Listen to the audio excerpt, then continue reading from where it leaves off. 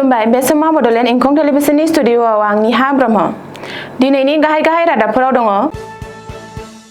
गवालपारायाव पुलिसजों गावलायना साब्रै डाकातिनि जिउ खहा।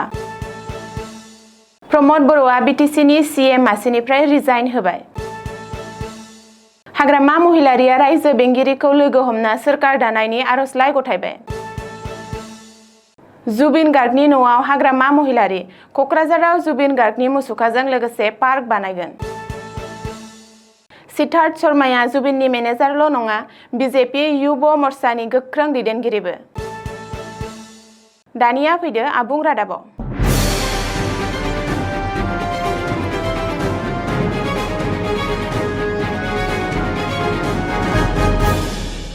गवालपारायाव पुलिस आरो डाकातिफोरनि गेजेराव मोगा-मोगि गावलायदों। बे मोगा-मोगि गावलायनाय जाथायाव साब्रै डाकातिफोरा जिउ गोमायो। गवालपारा जिल्लानि धुपथरानि किलादुबियाव जादों पुलिस आरो डाकाइतफोरजों गावलायनाय जाथाया।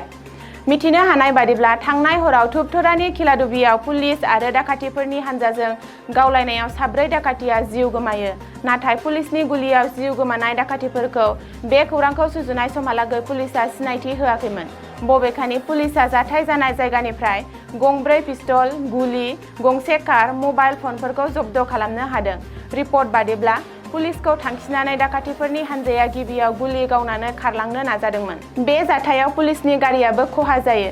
पुलिसआ बै डाकातिफोरनि हानजाखौ गोलाव समनिफ्रायनो संदानगासिनो दंखायोमोन। बबेखानि पुलिसनि मोगा-मोगि गावलायनायाव जिउ खहा जानाय डाकातिफोरा सासे फालांगिरिखौ लांखारनो टार्गेट खालामदोंमोन आरो बेनिनो प्लेनिं खालामगासिनो दंमोन। नाथाय बे डाकातिफोरनि हानजाया आसाम मेघालय सिमा ओनसोलाव थाखुमाना थानायनि बागै खौरां मोननायनि उनावनो पुलिसआ बै ओनसोलाव अपारेशन खालामो। बिटिसिनि गाहाय मावफुं सोद्रोमा प्रमद बर'आ रिजाइन होबाय। इउपिपिएल दोलोनि आफादगिरि प्रमद बर'आ दिनै रायजो बेंगिरि लक्ष्मण प्रसाद आचार्यखौ लोगो हमनानै रिजाइनेसन लेटार गथायो आरो बिटिसिनि सीएम मासिखौ नागारो। संबिजिरनि प्रट'कल बादियै दिनै प्रमद बर'आ अफिसियेलि मासि नागारनानै बिटिसिएलएखौबो सिफायो। बावैसो बारग'लांनाय बिटिसि बिसायख'थियाव बिपिएफ दोलोनि आखायाव गाज्रियै जेननायनि उनाव दिनै प्रमद बर'आ बिटिसिनि सीएम मासिखौ नागारदों। मख'नो गोनांदि दिनै रायजो बेंगिरिनो रिजाइनेसन लेटार होनानै बिटिसिनि सीएम मासिखौ नागारनायनि बागै प्रमद बर'आ गावनि अफिसियेल फेसबुक पेजआवबो फोसावदों आरो सावगारिबो शेयार खालामदों। प्रमद बर'आ दिनै रायजो बेंगिरिनो बिटिसिनि सीएम मासि नागारनाय लाइजाम गथायनाय समाव प्रमद बर'जों लोगोसे बाहागो लादोंमोन बिटिसिएलएनि बुंथिगिरि कातिराम बर' आरो एमसिएलए माधव सेत्रीया। बेखौबो मख'नो नांगोन दि बिटिसिनि गासै मोन 40 बियाबाव बावैसो जानानै थांनाय बिसायख'थियाव खुंथाय गोहोआव थानाय इउपिपिएल दोलोआ मोन 7 आरो बिजेपिआ मोन 5ल' मासि मोननो हादों। गुबुन फारसे हाग्रामा महिलारि दैदेननायाव बिपिएफ दोलोआ 28 मासि मोननानै हारसिङैनो सोरखार दानो हानायनि गोहोआव फैदों। बिटिसि बिसायख'थियाव हारसिङैनो सोरखार दानो हानायनि गोहो मोननायनि उनाव दिनै बिपिएफनि आफादगिरि हाग्रामा महिलारिया रायजो बेंगिरि लक्ष्मण प्रसाद आचार्यखौ लोगो हमदों। हाग्रामा महिलारिनि दैदेननायाव बिपिएफ दोलोनि देरहालांनाय एमसिएलएफोरा दिनै राजभवनाव थांनानै रायजो बेंगिरिखौ लोगो हमो आरो बिटिसिआव सोरखार दानायनि आर'जलाइ गथायो। लोगोसे बिटिसिनि गोदान सोरखारनि समायखिरा लानाय हाबाफारियाव रायजो बेंगिरिखौ हांख्रायो। बेनि सिगां इउपिपिएलनि आफादगिरि प्रमद बर'आ रायजो बेंगिरिखौ लोगो हमनानै रिजाइनेसन लेटार गथायो आरो बिटिसिनि सीएम मासिखौ नागारदों। मिथिनो हानाय बादिब्ला 3 अक्ट'बर खालि हाग्रामा महिलारिनि दैदेननायाव बिटिसिनि गोदान सोरखारा समायखिरा लागोन। 3 अक्ट'बर खालि बिपिएफ सोरखारा समायखिरा लानो थि खालामदों। बेनि थाखाय जों रायजो बेंगिरिखौ हांख्रायबाय। नाथाय बै सानखालि रायजो बेंगिरिनि जोनोम सान। रायजो बेंगिरिया फैयोब्ला जों क'क्राझारावनो बिथांनि जोनोम सानखौ फालिगोन होननानै खौरांगिरिजों मोगा-मोगियाव हाग्रामा महिलारिया बुंदों।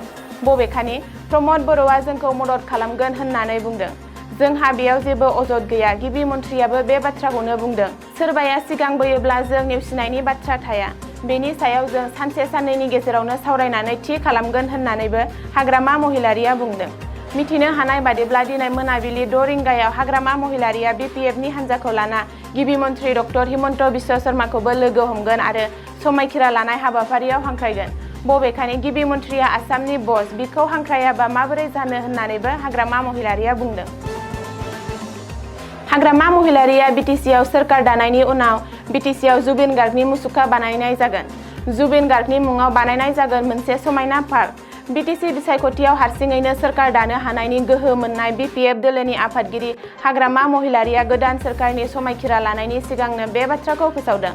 मिथिनो हानाय बादिब्ला हाग्रामा महिलारिया दिनै बिपिएफ दोलोनि गोदानै सायख'जानाय गासैबो एमसिएलए आरो पार्टीनि गोजौ थाखोनि दैदेनगिरिफोरजों लोगोसे मुंदांखा देंखोगिरि आरो आसामनि हार्टथ्रब जुबिन गार्गनि कहिलिपारायाव थानाय न'आव नुजाथिहैयो आरो नखरनि सोद्रोमाफोरजों दुखुआव बाहागो लाफाना खौरां लाहैयो।